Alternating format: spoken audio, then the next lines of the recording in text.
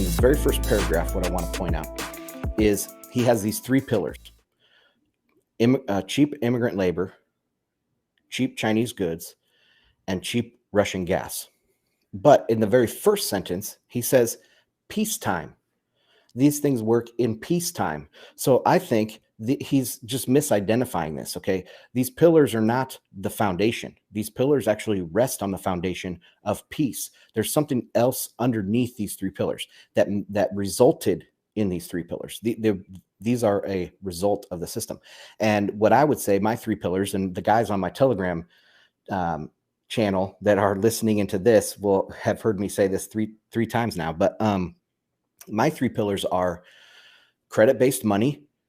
It's the form of the money. That's credit. We don't have commodity money. We have credit-based money.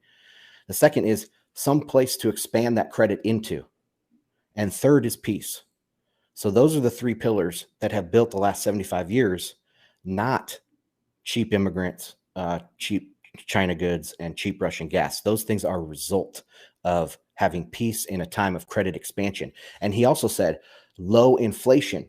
The low inflation world has had three pillars. Okay. We haven't had low inflation. Yes, CPI has been low, but remember, money is credit, and credit has expanded.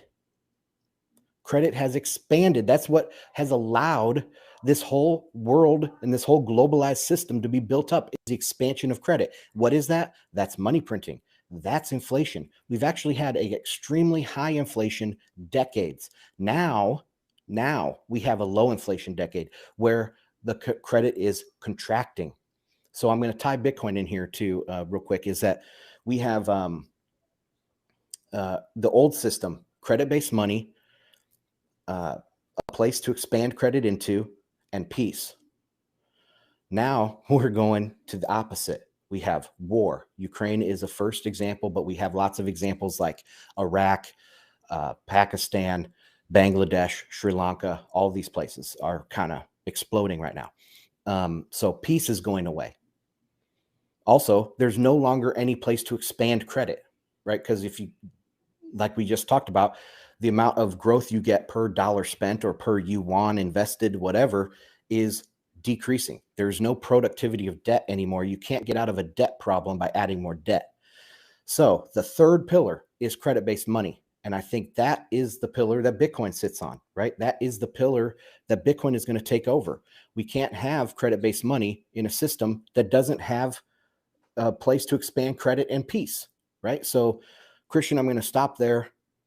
What's your reaction to that whole idea? Damn.